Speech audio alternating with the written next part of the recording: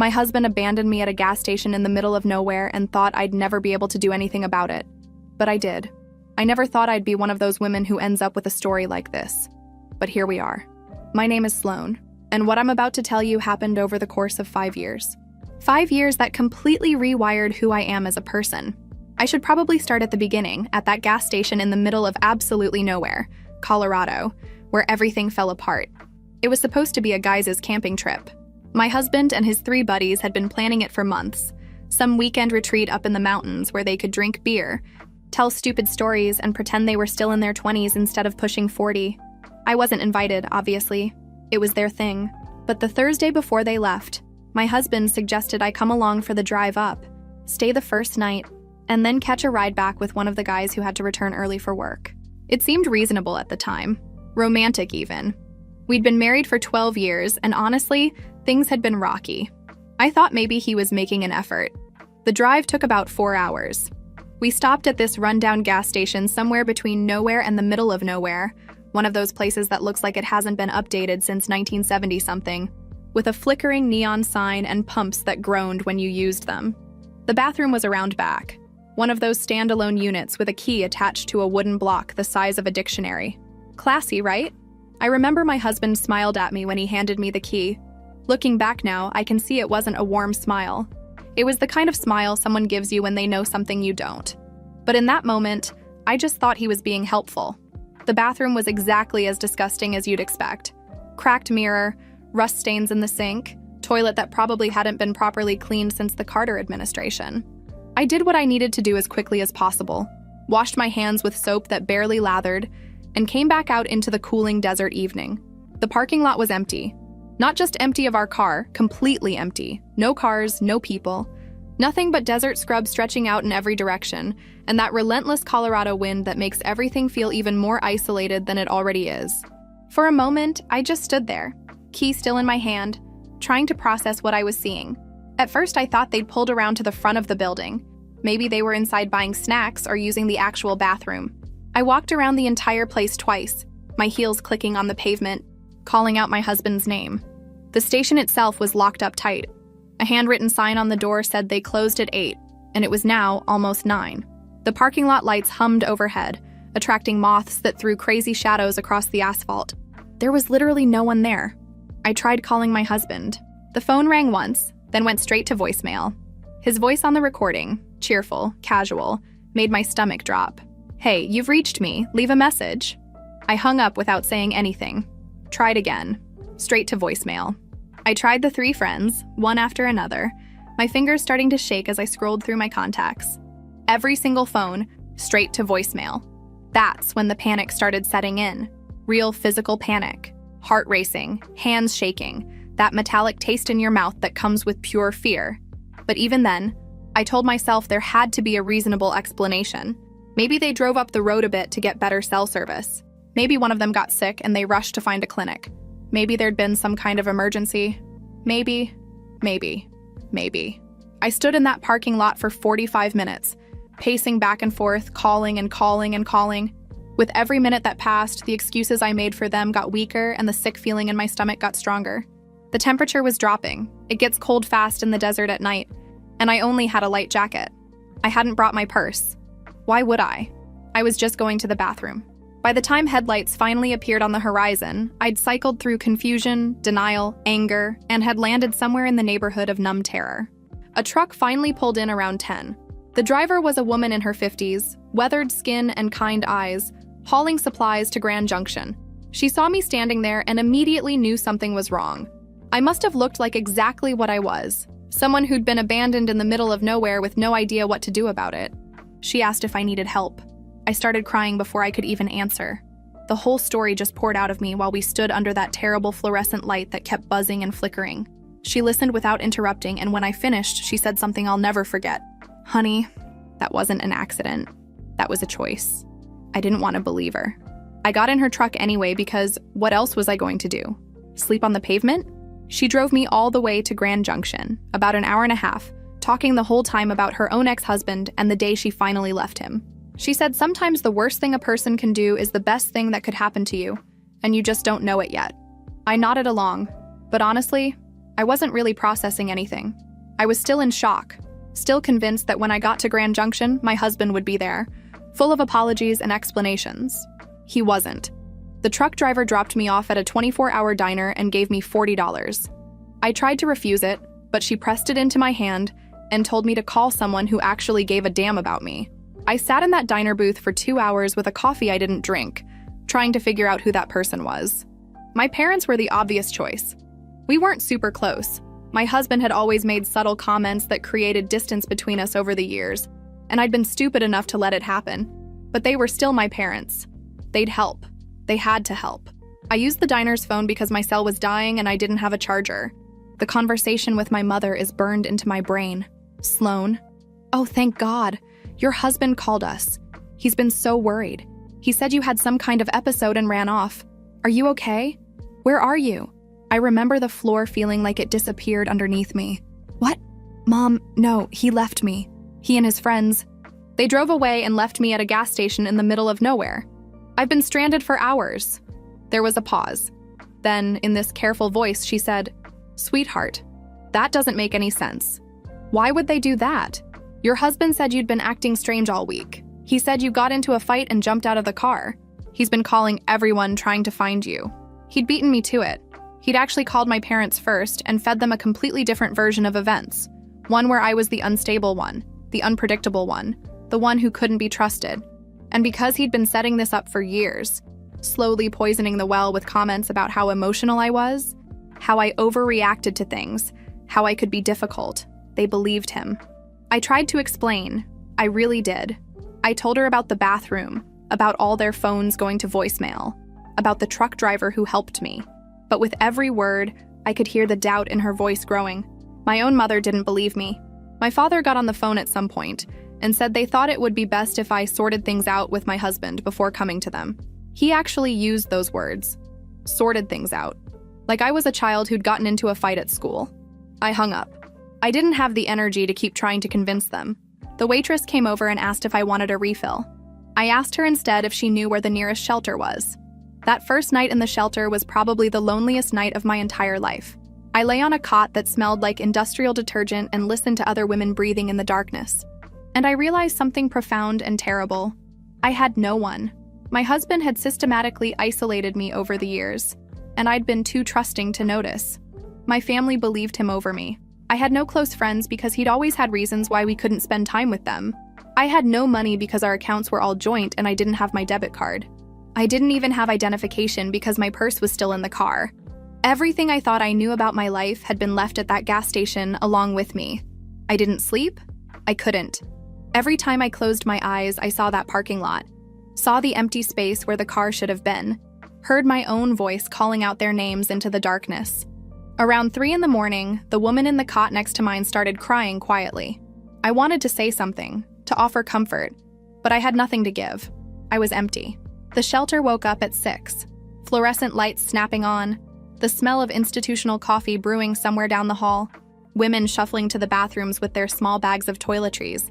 I got up like a zombie and went through the motions, brushed teeth, washed face, tried to make myself look presentable with the same clothes I'd been wearing for 24 hours. Breakfast was served in a cafeteria-style room. Toast, oatmeal, weak coffee. I sat alone at a table and tried to eat, but everything tasted like cardboard. A woman across from me asked if I was okay. I nodded, unable to speak. If I started talking, I might start screaming. By 8, we all had to be out. That was the rule. The shelter closed during the day, and everyone had to leave until 5 p.m. It made sense, I guess. It encouraged people to look for work, to handle their business, to not treat the shelter like a permanent residence. But for me, it meant 9 hours with nowhere to go. 9 hours to sit in the library and use their computer to search for jobs I couldn't apply for without ID. 9 hours to walk around Grand Junction looking at a city I'd never wanted to live in. 9 hours to think about how spectacularly my life had collapsed. The first week was the hardest. Every morning, I'd tell myself it would get better. Every evening, I'd lie on that cot and realize it hadn't. I called my parents twice more. Once, my mother answered and then claimed it was a bad time and she'd call me back. She never did. The second time, my father answered and told me firmly that they'd decided it was best to give me space to work things out with my husband. Translation, they'd chosen him over me and weren't going to change their minds. On the 4th day, A woman in the shelter had a breakdown. Complete, screaming, sobbing breakdown in the middle of the night. It took 3 staff members to calm her down. We all just lay there in our cots, pretending we couldn't hear it. Each of us probably thinking, that could be me. That probably will be me. On the 5th day, I met the social worker who would change everything. The shelter had a lot of rules. Wake-up time was 6 in the morning, no exceptions. You had to be out by 8 and couldn't come back until 5 in the evening. All personal belongings had to fit in a single provided locker. No alcohol, no drugs, no men in the women's section. The rules made sense, I guess, but they also meant that every single day, I had 9 hours to kill with nowhere to go and nothing to do. An assistant social worker at the shelter, this tired-looking woman in her 30s who'd probably seen 1,000 stories like mine, sat me down on my 2nd morning there and explained my situation in terms I couldn't ignore anymore. Without identification, I was essentially a ghost. I couldn't get a legitimate job, couldn't open a bank account, couldn't rent an apartment or even a room, couldn't prove I was who I said I was.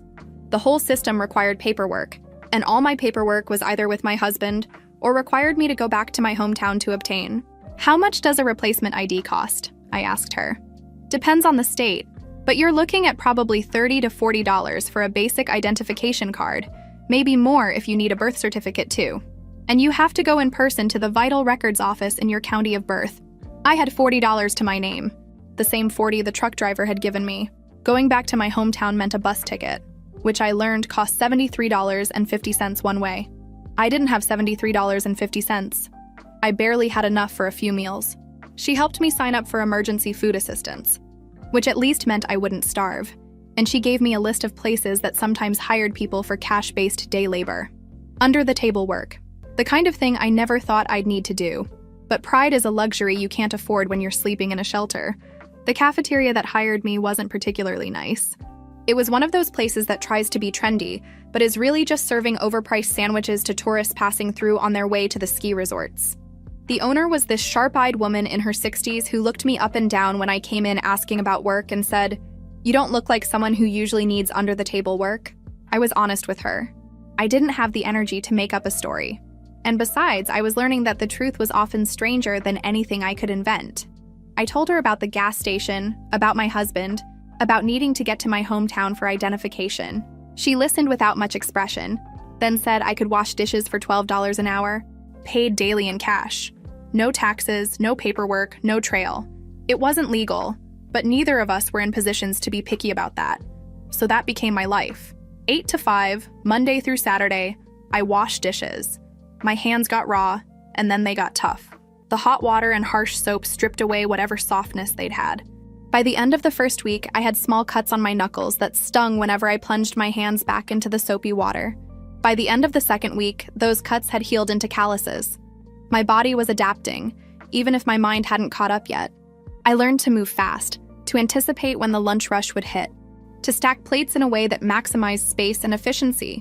The rhythm of it became almost meditative once I stopped thinking about it.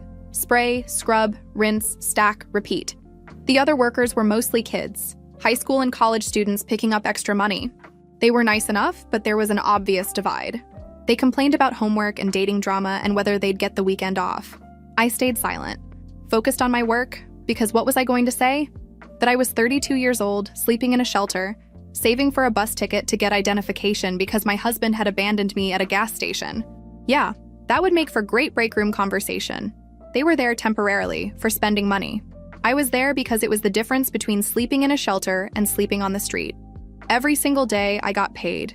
The owner would call me into her office at the end of my shift and count out bills, usually around $90 to $100 depending on how long I'd worked.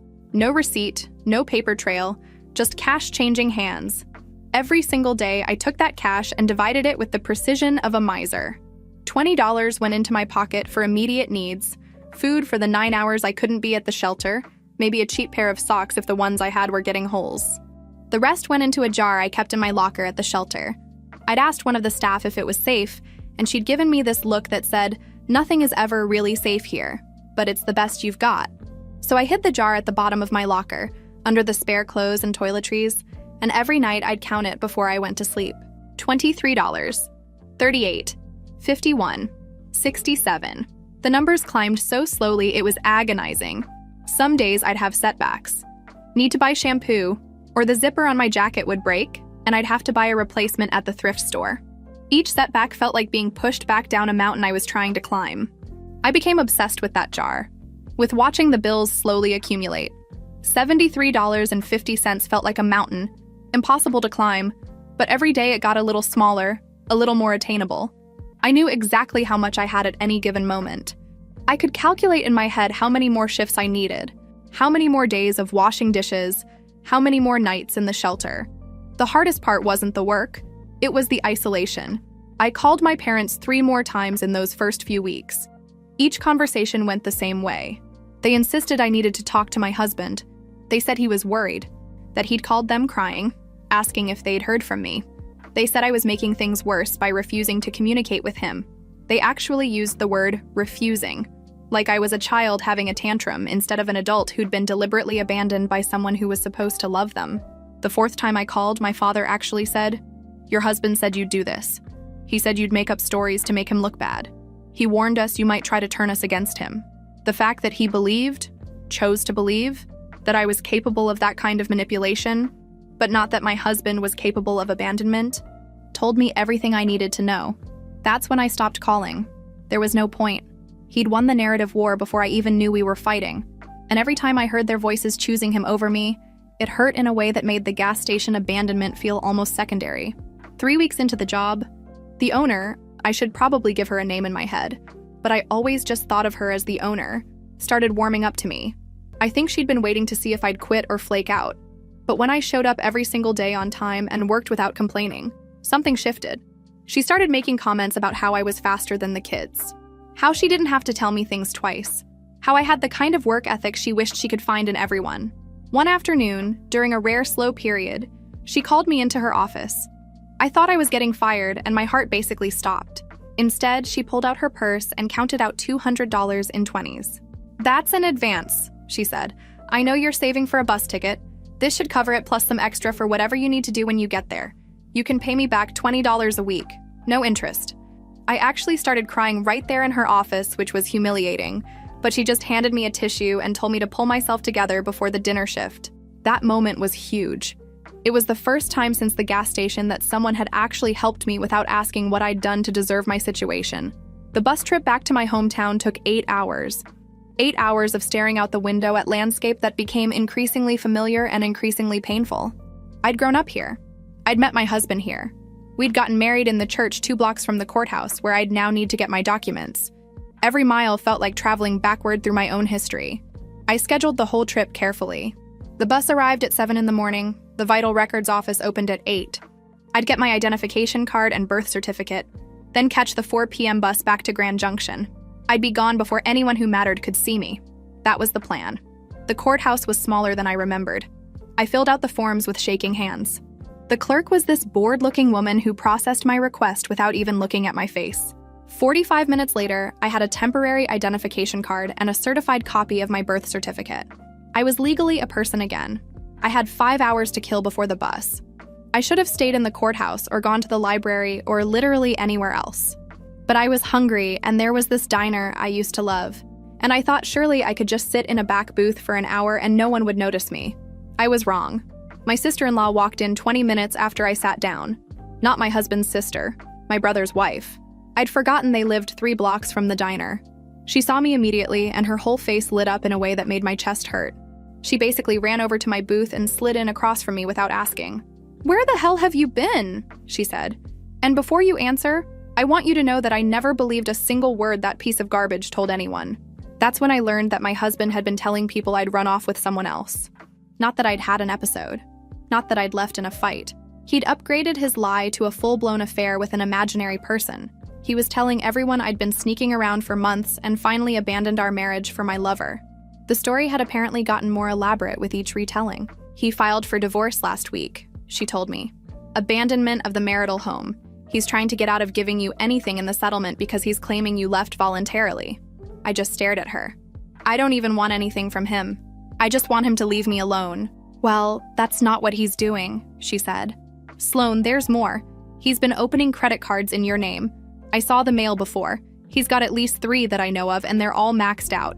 He's burying you in debt and then planning to claim you did it before you left. I felt like I was going to be sick. The diner sounds, clattering plates, other people's conversations, the hiss of the grill, it all became this overwhelming roar in my ears. I'd been washing dishes for 3 weeks trying to get enough money for a bus ticket, while my husband was actively destroying my financial future. My sister-in-law reached across the table and grabbed my hand. Listen to me. I have a lawyer friend. She does some pro bono work. Let me get you her number. You need to fight this. I made it back to Grand Junction that night with her lawyer friend's number programmed into my dying phone and a completely new understanding of what I was up against. This wasn't just a bad breakup or even a cruel prank. This was systematic. He was trying to make sure that even if I survived leaving, I'd be destroyed in every other way that mattered. The shelter's social worker helped me connect with a legal aid attorney the next week. He was young, overworked, and probably handling 50 cases at once. But he took mine. We filed responses to the divorce, contested the abandonment claim, and started the process of proving the credit card fraud. It was all going to take time. Months, probably. Maybe longer. The debt turned out to be worse than my sister-in-law had thought. It wasn't 3 credit cards. It was 7. 7 different cards, all opened using my social security number, my birth date, and addresses I'd lived at years ago. The total was just over $43,000. $43,000 of charges I never made for things I never bought. And somehow I was on the hook for all of it.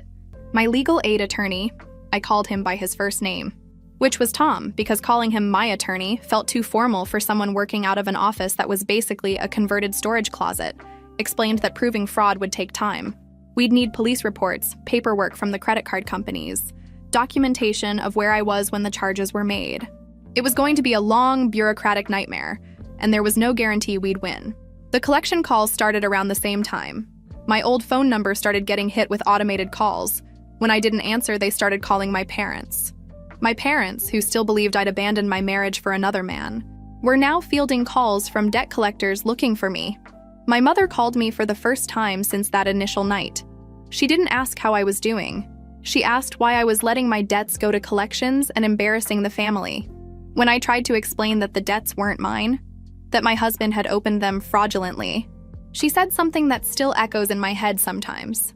If you'd been a better wife, maybe he wouldn't have felt the need to do any of this. I hung up on her. I didn't yell, didn't cry, just ended the call.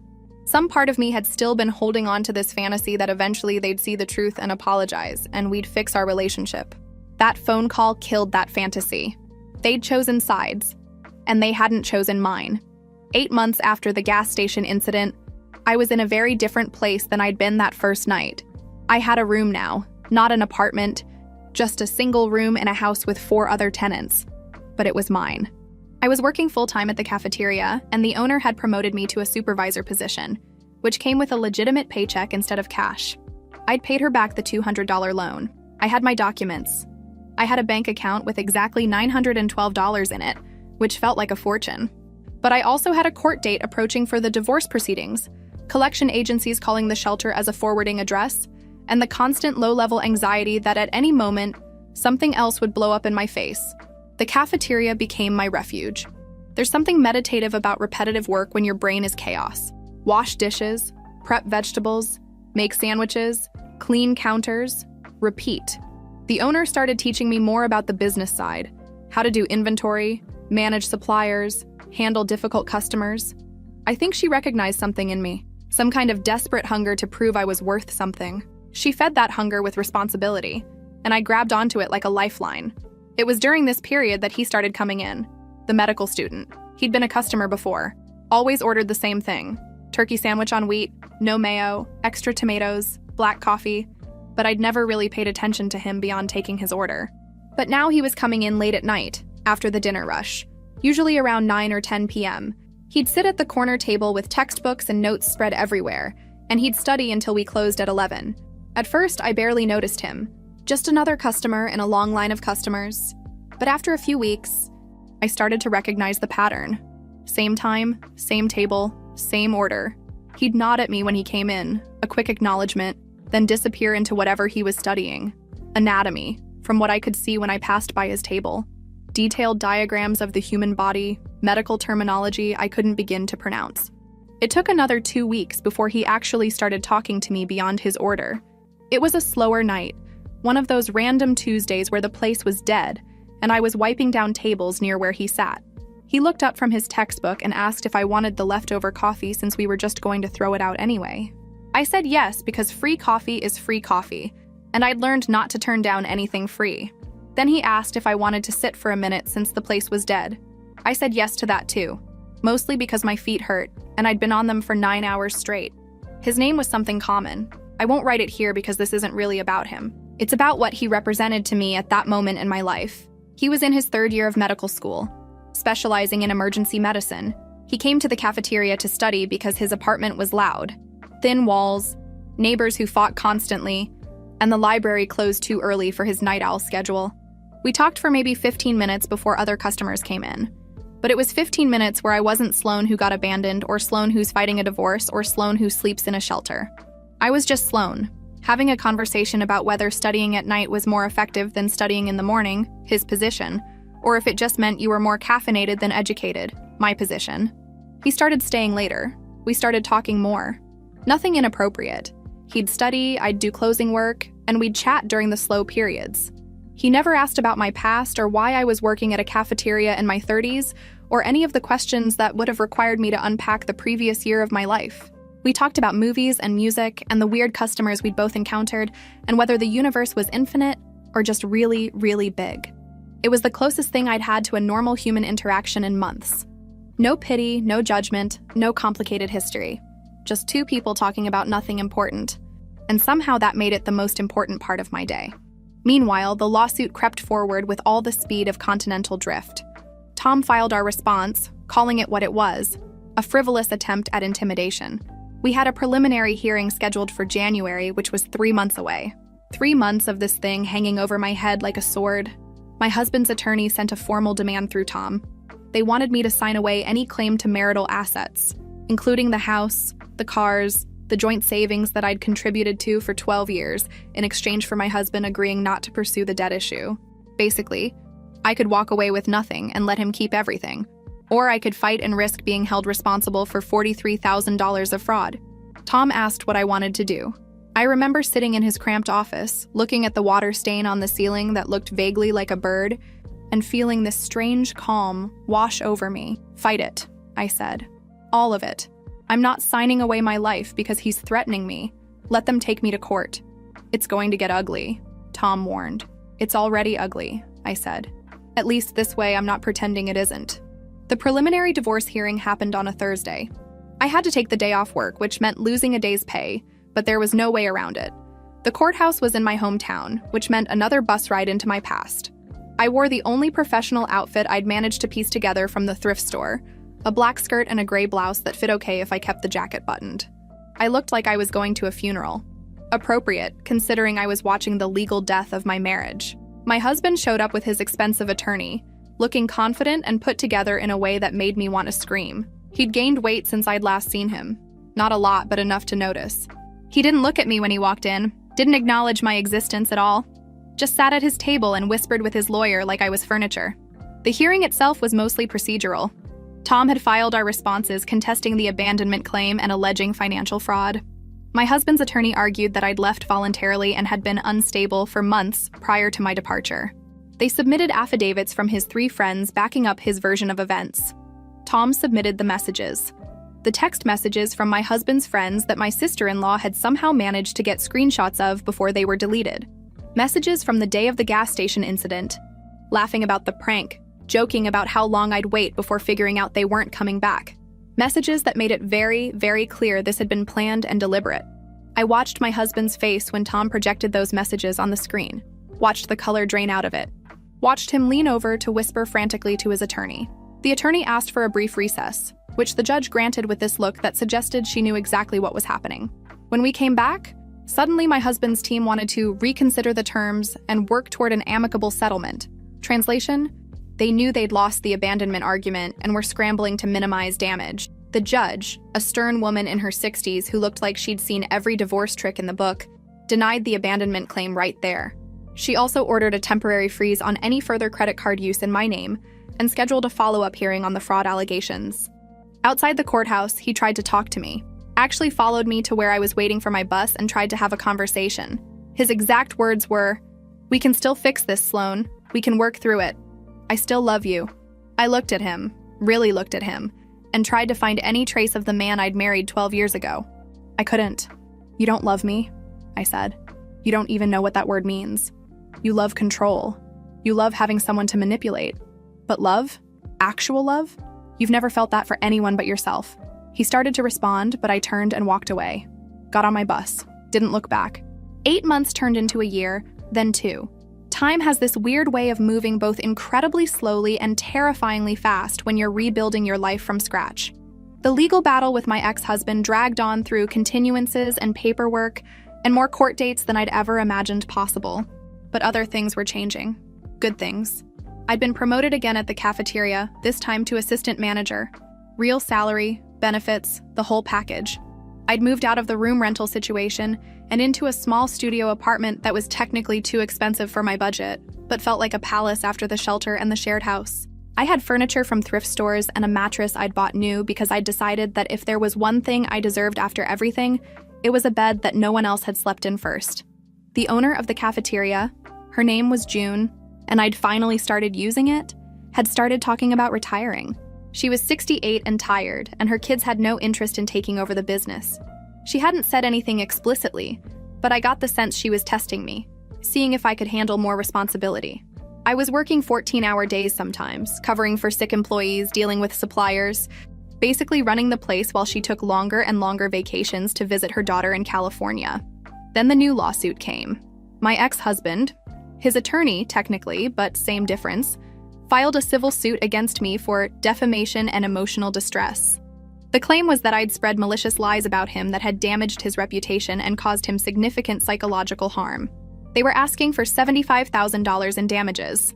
Tom called me at work to tell me about it. I actually laughed. Not because it was funny, but because the absurdity of it was so overwhelming that laughing was the only possible response. The man who'd orchestrated my abandonment, committed fraud in my name, and spent 2 years lying to everyone we knew was now claiming that I was the one who damaged his reputation. "It's a pressure tactic," Tom explained. "He's hoping you'll agree to a settlement in the divorce just to make this go away. The defamation case has almost no merit. Truth is an absolute defense. And we have those text messages. But he knows that defending yourself costs money and energy." June had been in the hospital the week before for some kind of heart issue. Minor, she'd insisted, but scary enough that she'd started talking seriously about selling the cafeteria. She'd even floated the idea to me, in her casual way, asking if I'd ever thought about owning my own business. I had thought about it, constantly. But thinking about something and having $50,000 for a down payment are two very different things. And now, with this new lawsuit looming, the idea of taking on debt for a business purchase felt impossibly risky. The medical student had become a regular fixture in my life by then. We'd moved from casual conversations to actually hanging out outside the cafeteria. Nothing romantic at first, just two people who'd become friends. But there was something there, something that made my life feel less like survival and more like living. The hearing for the defamation lawsuit was scheduled for a Wednesday in February, which meant another trip back to my hometown, another day away from work, another bus ride through landscape that I'd come to associate with dread. But this time felt different. I wasn't going as someone who'd been abandoned and was trying to survive. I was going as someone who'd survived and was now fighting back. Tom met me at the courthouse steps. We'd prepared extensively for this. He'd drilled me on possible questions, walked me through what to expect, warned me that my ex-husband's attorney would try to make me look unstable or vindictive. My ex-husband looked different. Older, obviously, but there was something else. A kind of desperation in his eyes that hadn't been there before. He'd lost the cocky confidence he'd had at the first hearing. He looked like someone who was losing and knew it. His attorney was new. The expensive one from before had apparently dropped him, probably when the bills went unpaid. This guy was cheaper but scrappier, the kind who'd argue anything for anyone if the check cleared. He opened with the argument that I'd been systematically destroying my ex-husband's reputation in our community, telling people he'd abandoned me, when in reality, we'd had a mutual separation. Tom stood up for our response, and it was like watching someone calmly dismantle a house of cards. He presented the text messages again, had them entered as evidence, showed the timestamps, showed the content, showed the clear and unambiguous proof that the abandonment had been planned and deliberate. Then he did something I hadn't expected. He called my sister-in-law as a witness. She'd driven up from her home specifically for this. Took time off work, arranged childcare, the whole thing, and she didn't hold back. She testified about the lies my ex-husband had spread, about the credit card fraud, about his attempts to isolate me from my family. She had receipts, actual screenshots and emails, and even a recording of a conversation where he'd bragged to my brother about teaching me a lesson. She'd been documenting everything for years, apparently, waiting for this moment, waiting for the chance to tell the truth in a place where it mattered. I watched my ex-husband's attorney scramble. He tried to object on various grounds: hearsay, relevance, prejudicial, but the judge shut him down every time. The evidence was solid, the pattern was clear. There was no amount of legal maneuvering that could change the fundamental facts of what had happened. Then Tom called me to the stand. I'd been dreading this part, having to sit up there and recount the worst experience of my life while my ex-husband watched, having to answer questions about my emotional state, my decision-making, my marriage, having to defend my reaction to being abandoned like somehow I was the one who needed to justify my behavior. But when I actually sat down and took the oath, something shifted. I wasn't afraid anymore. I was angry. Tom asked me to describe what happened the night of the gas station incident. I did, in clear detail. Every moment from when my husband handed me that bathroom key to when the truck driver dropped me off at the diner. He asked about the debt. I explained how I'd discovered it, how I'd fought it, how I'd eventually gotten most of it dismissed as fraudulent, but how it had destroyed my credit and taken years to rebuild. He asked about the damage to my reputation. I talked about losing contact with my family, about the rumors that followed me, about starting over in a city where no one knew me because staying anywhere near my hometown had become unbearable. The opposing attorney's cross-examination was exactly what Tom had warned me about. He tried to paint me as bitter and vengeful, someone who'd refused reasonable settlement offers because I wanted to punish my ex-husband. He asked why I'd moved to a different city if I had nothing to hide. He asked if I'd been faithful during the marriage. Yes, and if I could prove it. How exactly does one prove a negative? He tried to make me lose my temper, tried to get me to say something emotional and rash that would support their narrative of an unstable, vindictive ex-wife. I didn't give him the satisfaction. Every question I answered calmly and directly.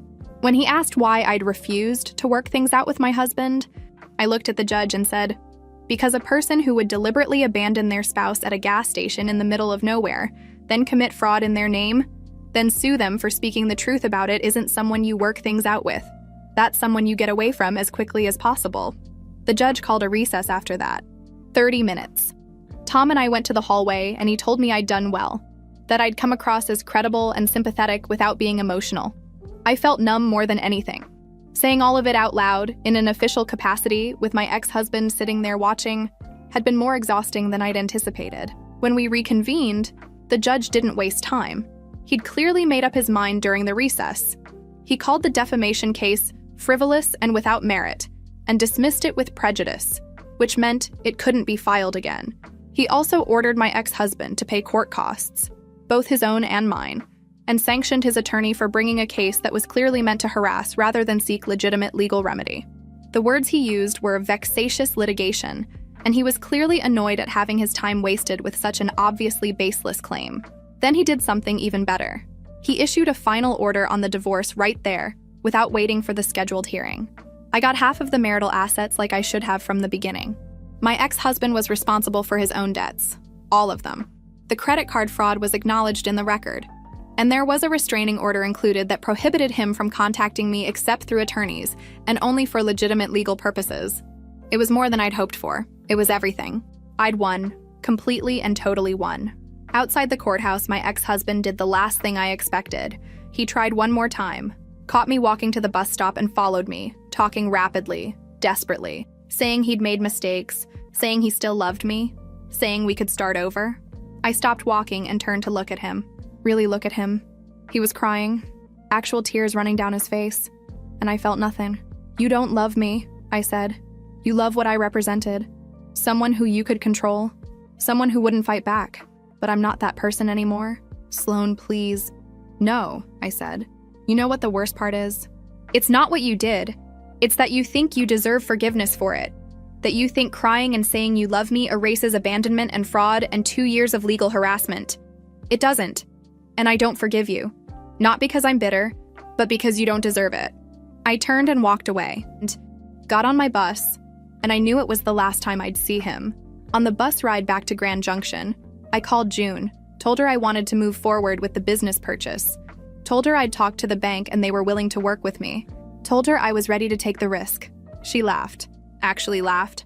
"I was wondering when you'd stop being scared," she said. "Welcome to ownership, kid. 3 years is enough time for a lot of things to change. Enough time to buy a business, learn to run it properly, make it profitable." The cafeteria was mine. Fully mine.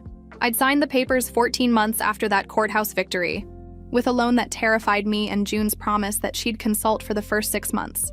I'd made changes. Updated the menu, renovated the bathrooms, built a small patio area outside for the summer months. Business had grown by 30% in the first year alone. I'd hired 6 employees, real staff with benefits and everything. I'd even started looking at a second location, and I had someone in my life. The medical student wasn't a student anymore. He'd finished his residency and was now an actual emergency room physician at the county hospital. We'd been officially together for 2 years, living together for 8 months. It had been slow and careful, both of us damaged in our own ways. But it worked. We worked. Then my mother showed up. I was busy helping a new employee learn the register when I looked up and saw her standing in the doorway, older and smaller than I remembered, looking uncertain in a way that my mother never looked. She waited until I acknowledged her. Didn't approach, didn't wave, just stood there like she was afraid I'd throw her out. "Can we talk?" she asked when I finally walked over. I looked at the lunch rush building, at my employees managing everything competently without me. "I have 15 minutes, I said. Outside. The patio was empty, too cold for most people. We sat at opposite ends of a table, neither of us quite looking at each other. "I divorced your father," she said. No preamble, no small talk. 8 months ago, the papers finalized in July. I didn't say anything, just waited. He still believes him, your ex-husband, still thinks you abandoned your marriage for another man, that you're lying about everything that happened. I told him about the court case, about the judge's ruling, about the evidence. He won't accept it. Says the system is biased against men." She paused. "I couldn't stay married to someone who'd rather believe a liar than his own daughter." "But you did," I said. "For 3 years you believed the liar." "I did." She looked down at her hands. "I don't have an excuse for that. I was a coward. I'd spent 35 years letting your father make decisions, shape reality, decide what was true. And when you called that night, I was scared." "Why are you here?" I asked. "After 3 years, why now?" She was quiet for a long moment. "I need help. The divorce. Your father fought everything. He got to keep the house because my name wasn't on it. I have some savings, but not enough for first and last month's rent anywhere decent. I'm staying with your sister-in-law right now, but I can't do that forever. And I hoped, there it was, the real reason. You want money. I want to reconnect with my daughter," she said. "But yes, I also need help. I know I don't deserve it. I know I failed you when you needed me most. But I'm asking anyway because I don't know what else to do." I looked at her, saw the gray in her hair that hadn't been there 3 years ago, saw the way her clothes hung a little loose, saw the desperation that I recognized from my own mirror in those early months. And I felt nothing. No anger, no pity, no satisfaction, just emptiness. "I need to think about this," I said. "Of course. I understand. I'm staying with your sister-in-law for another week. You have her number." She stood to leave, got halfway to the door before turning back. "Sloan, I am sorry. I know that doesn't fix anything, but I need you to know that I understand what I did. And I'm sorry." I nodded, watched her leave. That night, I talked to my partner about it. He'd met my mother once, years ago at a family gathering before everything fell apart, but he didn't really know her. What he knew was me, knew what her abandonment had done. "What do you want to do?" he asked. I don't know, I said. Part of me wants to help her just to prove I'm better than she was. But another part thinks that's exactly the kind of thinking that got me into trouble in the first place. "Those aren't mutually exclusive," he said. "You can help her and protect yourself. Set boundaries. Make it conditional." I thought about that for days. Eventually, I came to a decision. I called my mother and asked her to meet me at the cafeteria again. Same table on the patio, colder this time because it was late September. I'd brought 2 coffees, set one in front of her. "I'll help you," I said. "I'll pay your rent for 6 months. That should give you time to find work, to get stable. But I have conditions." She nodded, relief washing over her face. "First, you don't get to be my mom right now. You get to be someone I'm helping. We're not doing family dinners and phone calls and pretending the last 3 years didn't happen. Maybe eventually if you prove you've actually changed, but not now. Okay. Second, you go to therapy. Real therapy, not church counseling. You need to figure out why you were willing to abandon your daughter to protect your marriage. Okay. Third, if you ever suggest that I had any responsibility for what happened with my ex-husband, or try to minimize what he did, or make excuses for him or for Dad, we're done. Permanently. No second chances. I understand. And fourth, you're paying me back. Not the money. I don't care about the money. But you're going to tell everyone who ever believed his lies what actually happened. Everyone. I want my reputation back. She flinched at that one. Your father won't. I don't care what Dad does or doesn't do. I care what you do. You helped destroy my reputation by staying silent. You can help rebuild it by telling the truth. There was a long silence. Then she nodded. Okay. All of it. I'll do all of it. I didn't feel victorious or satisfied. I felt tired. But I also knew that if I didn't help her, I'd regret it. Not because of what it would mean about her, but because of what it would mean about me. I wrote her a check that day for 6 months' rent at a modest apartment. Set her up with contact information for the therapist I'd been seeing. Made it clear that this was a business transaction with clear terms, not a reconciliation. She took it all. Signed up for therapy, found an apartment, got a part-time job at a department store, and slowly, painfully slowly, started the work. 5 years is a lifetime. 5 years after that gas station in the Colorado desert. I was 33 years old, married to the man who'd been the medical student, 4 months pregnant with my first child, and managing 2 cafeterias. The second location had opened 8 months earlier in a different part of Grand Junction, and it was doing even better than the first. I had 12 employees across both places. I had a house, an actual house with a yard and a mortgage, and neighbors who waved when they saw me. I had equity and retirement accounts and college funds already started for a child who hadn't even been born yet. I had a life that bore absolutely no resemblance to the one I'd had 5 years earlier. Sometimes I'd catch myself in a moment of absolute normalcy, loading the dishwasher, or reviewing inventory spreadsheets, or picking out paint colors for the nursery. And I'd have this flash of memory. That parking lot. That empty, dark parking lot. The feeling of standing there in the cold, calling and no one answering. And then I'd blink, and I'd be back in my kitchen, or my office, or the paint store, and the contrast would be so stark it almost felt like those 2 people, the woman at the gas station and the woman I'd become, couldn't possibly be the same person. But they were, and I carried both of them with me every day. My mother and I had a relationship now. Not the relationship she probably wanted. We weren't close, we didn't talk every day, we didn't have that mother-daughter bond that she'd maybe hoped to rebuild. But we had dinner once a month, usually at a restaurant halfway between our places. She'd followed through on every condition I'd set. Stayed in therapy for over 2 years before her therapist said she'd done enough work that she could move to maintenance mode. Told people the truth about what had happened, which I knew had cost her socially. Some of the people who'd believed my ex-husband's lies didn't want to hear they'd been wrong. Paid me back the rent money even though I'd told her multiple times she didn't need to, insisted it was important for her own self-respect. She'd even gotten a full-time job at the department store and had been promoted to assistant manager. She was trying. It wasn't enough to erase 3 years of choosing to believe a lie over her own daughter, but it was something. We'd probably never be close. There was too much damage, too much history, but we were civil, we were cordial, we were making the best of a situation that neither of us had chosen. And honestly, that felt like enough. I didn't need her to be the mother I'd always wanted. I just needed her to be someone who acknowledged the truth and tried to do better. She was doing that, and I could respect the effort even if I couldn't fully forgive the past. One evening in early March, I was closing up the original cafeteria, the one where everything had started, where I'd first washed dishes for cash and met the man who'd become my husband. It was a slow night.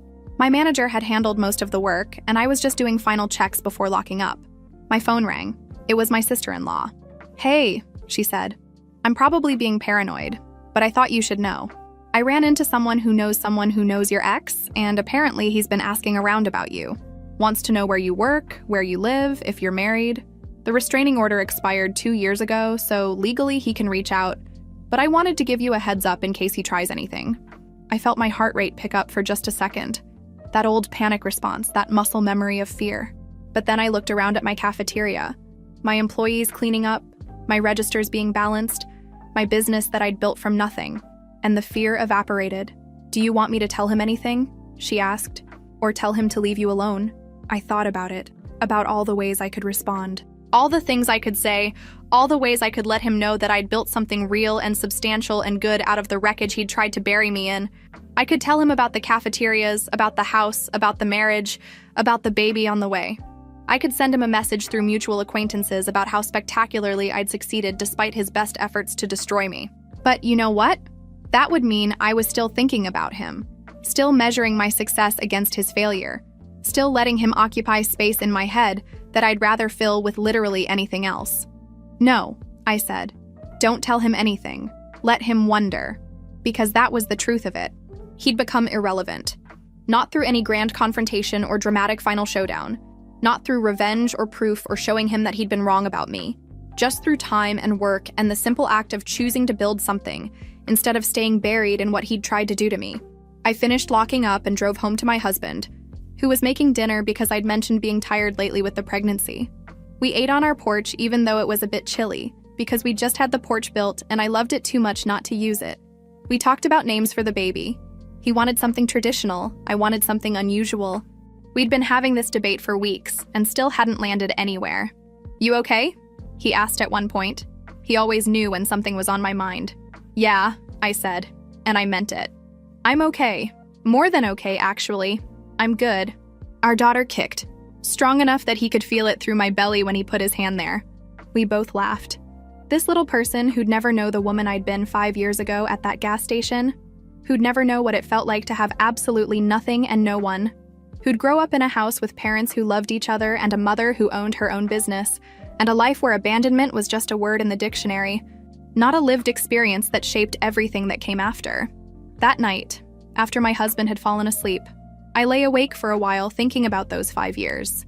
About the truck driver who'd given me $40 and a ride to Grand Junction.